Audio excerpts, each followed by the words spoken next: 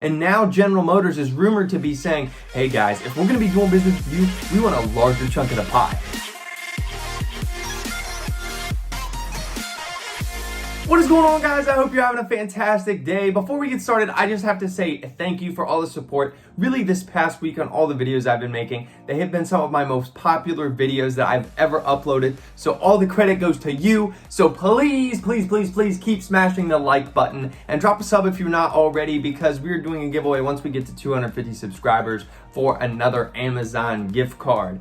So today, the big news is obviously the rebound of President Trump's health. Obviously, the news coming into end of last week, Friday. I mean, the markets were absolutely pummeled. They were pulverized because Donald Trump, amongst a bunch of other people at the White House, had gotten the coronavirus. And over the weekend, there was a ton of uncertainty, right? Because is his condition going to get better? Is it going to get worse? Like, what is it going to look like? Are we going to have more presidential debates? Is he going to be at potentially risk for becoming reelected? And all these questions really weighed on the markets on Friday, sold off really hard. And then you come into today, the markets rally and they rebound quite nicely because Donald Trump seems to be turning it around from a health perspective. So the markets are definitely excited about that. They want to see Donald Trump get back in there and continue to do the things that the market likes, like slash regulation, cut the red tape, lower corporate taxes,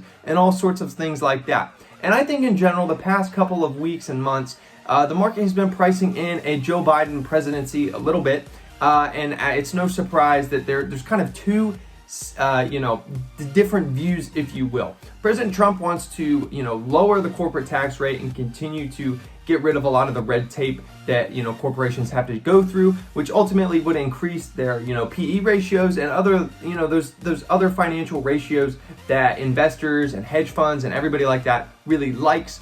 And then Joe Biden, on the other hand, wants to, increase those taxes and, capital gains and a lot of corporate tax rates and stuff like that. But, so obviously that would hurt the economy. But then people on the other side say, well, typically when Democrats are in power, they spend more. So your stimulus would increase and stuff like that. So you kind of have to weigh both of these factors. The market has been up and down all around. But, that's going to do it for today's market update. Now we got to talk a little bit about Nikola Motors, because they have been continuing to, they really stayed out of the limelight ever since they dropped the bombshell and said deuces to Trevor Milton. Like, they have been trying to keep it on the DL, and they didn't do a very good job of that when they came out and they started copy striking YouTubers like Tom Nash and then Sam Alexander. And I think since then they have actually removed those copy strikes from their YouTube channel for showing that stupid video of them rolling a truck down the hill, where, they're just doing their due diligence on YouTube, man. They're just showing the people that, Nikola Motors was being a bit deceptive. I think a bit is a bit of an understatement. They were being very deceptive to their investors back in 2016 when they decided to do this. You've obviously had them come out and cancel Nikola World. They said see you to Trevor Milton. And now, they still don't have an agreement on the General Motors partnership. And now General Motors is rumored to be saying, hey guys, if we're going to be doing business with you, we want a larger chunk of the pie. So to me, I think this shows that General Motors is still interested in doing business with Nikola, because really, if you look at the deal from both sides, General Motors has everything to gain, nothing really to lose, aside from maybe a dash of reputational risk. But if to be honest, General Motors really has to make a move and get some, I don't know what to say. Get a catchy EV name that's kind of trending or doing something like that. And they thought they had that with Nikola Motors, but now with all the negative press and all that stuff, there's a big question mark. So is the deal actually going to go forward? Is it not? But a lot of people think that, General Motors has a really good connection, at least at the executive level, with Nikola, because now the pretty much the main people who are in charge at Nikola Motors are all ex-General Motors chairmen, VPs, stuff like that. So they probably have a really good working relationship. And there's even been talks of maybe this was all planned from the start. Maybe it was General Motors. Not to push a conspiracy theory on you guys, but somebody raised it in the comments and I was like, this is very interesting. Maybe General Motors was the one who kind of, let all that stuff leak to Hindenburg and kind of kick Trevor Milton out the door, because now they get to work with, ex-General Motors people and stuff like that. So maybe that was really their plan all along. I don't know. We're gonna have to wait and see. I don't want to push conspiracy theories on you, because I think that, you know, General Motors did get duped a little bit. They probably didn't do as much research as they said they had, and now they're backpedaling, say, oh, we want more of the pie. You know, we want to hedge our risk, which isn't really that big, because they're going to get a fat stake of Nikola, and they're going to be getting paid to produce the Badger. They're going to get to increase basically tax credits and write-offs from the government because they're doing more EV type work. It's going to increase their name recognition and stuff like that, and expand you know, from basically a supply chain and logistics and stuff.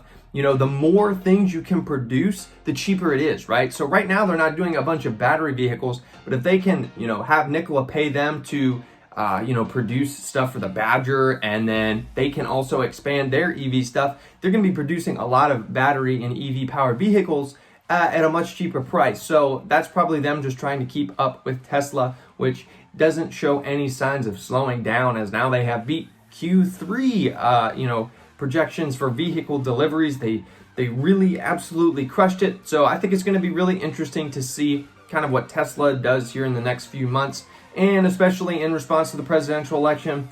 Obviously, whichever candidate is more friendly to EVs and solar panels and stuff like that, you know, yeah, I think probably, let's be real, if Joe Biden wins, Tesla stock is going to take off. The only question mark is Elon Musk is a pretty crazy dude. So you know, he kind of tends to almost lean a little bit like conservative when it comes to, you know, monetary stuff, because you've seen how annoyed he's gotten with California and whatnot, and now moving his plant, you know, stuff to Texas, and, you know, there was talk of, you know, moving stuff to Midwest. So obviously he's a little bit of a controversial dude, but, you know, when it comes to his business, I'm sure he's gonna love any candidate that says, yeah, we're going EV, baby.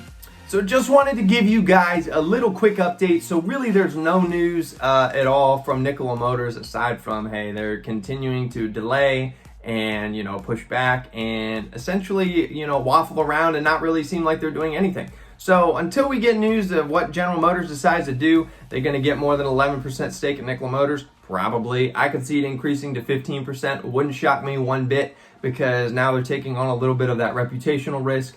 You're going to have to let me know in the comments below. Do you think this whole thing was an inside job by General Motors, a little conspiracy theory to get Trevor Milton out the door? Who knows? Big question. But today in history, before we go, fun fact, always got to leave it with you guys. I'm just going to give you two. In 1962, James Bond first premieres, so that's a pretty awesome series. I love me some James Bond. I wish they didn't... I don't like how it's always changing, you know, actors and stuff like that. It's really annoying to keep up with. So yeah, that was in 1962, and then in 1969, yeah, so say it like that, Monty Python first airs. So Monty Python and the Holy Grail is a hilarious movie. I absolutely love it. Tons of quotable lines, and I mean, the humor is so incredibly stupid. It's amazing. So if you haven't seen either of those movies, go out and watch them. Yeah, very, very different tastes and flavors. James Bond over here, Monty Python over here. They don't really mix well. It's like oil and vinegar, but what can I say, guys? I hope you have a fantastic day. If you stuck around to the end of this video, you're a complete psychopath. And if you haven't already smashed the like button and subscribe, why haven't you? Just please consider. Please consider. That's all I'm asking. A humble consideration. I hope you guys have a fantastic day, and I will see you tomorrow.